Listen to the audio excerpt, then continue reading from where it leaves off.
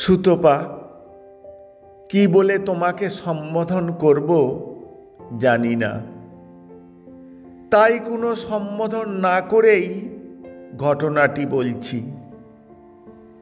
সুতপা, সেদিন হঠাৎ করে তোমার বাবার সাথে দেখা।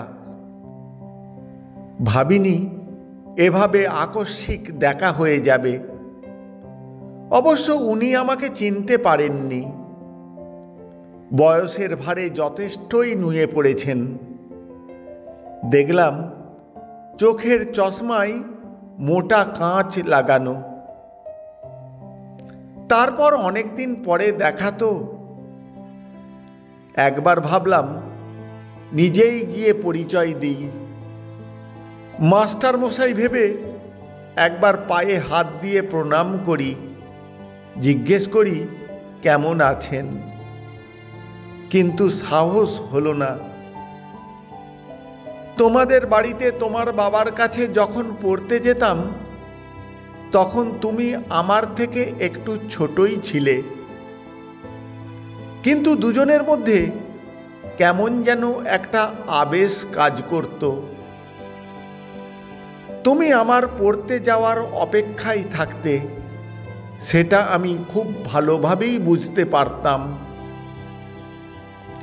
আস্তে আস্তে দুজনেই বড় হতে লাগলাম।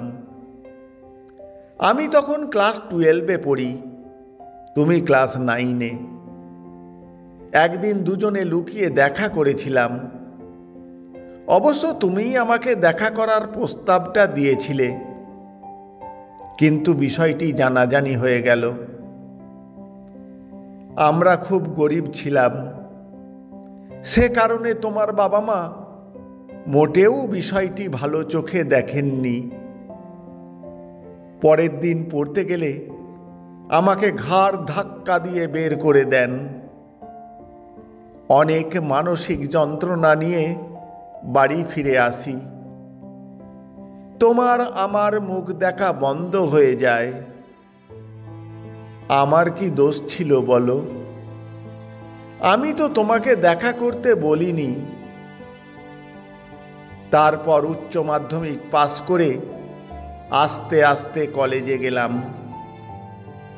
ভালো রেজাল্ট করে যখন চাকরি পেলাম, তখন অনেক দেরি হয়ে গেছে।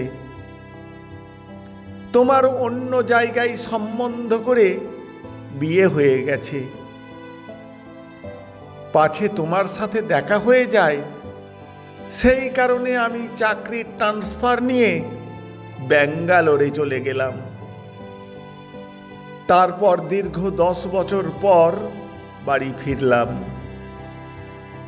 যাই হোক, তোমার ঘর সংসার হয়তো ভালোই চলছে, জানি না কেমন আছো। আমি কিন্তু তোমাকে এখনো ভুলতে পারিনি। অফিস থেকে বাসায় ফিরে নিরালায় একা বসে থাকলে তোমার কথা মনে আসে, এবং তখন হঠাৎ কালবৈশাখীর দমকা হাওয়া যেন খেলে যায় আমার মনের মধ্যে। তোমার দেয়া কয়েকটা চিঠি এখনো আমার কাছে আছে। সেগুলি খুলে দেখে আর আমি মন খারাপ করতে চাইনি। যদি সম্ভব হতো, তাহলে সেগুলি তোমাকে দিয়ে আমি হয়তো কিছুটা ভার লাঘব করতে পারতাম। জানো তো, আমি আজও বিয়ে করিনি, কারণ আমি যে অন্য কোনো মেয়েকে আর মন দিতে পারবো না। দুদিন আছি গ্রামে, তারপরে আবার ফিরে যাব ব্যাঙ্গালোরে। আমি কিন্তু তোমার কোনো খোঁজ খবর নেয়ার চেষ্টা করিনি, পাছে মনের মধ্যে বেদনার আগুন আবার জ্বলে ওঠে। নূতন করে কষ্ট পেতে চাইছি না আর। পুরনো স্মৃতি নিয়েই বাকি জীবনটা কাটিয়ে দিতে চাই। তোমার মনের মণিকোঠায় যদি এতটুকু আমার জায়গা থেকে থাকে, সেটাকে সরিয়ে ভালো থাকার চেষ্টা করো। তোমার নতুন ঠিকানা জানি না, আর জানতেও চাই না। অগত্যা তোমার বাপের বাড়ির ঠিকানাতেই চিঠিটা পাঠিয়ে দিলাম। ভালো থেকো।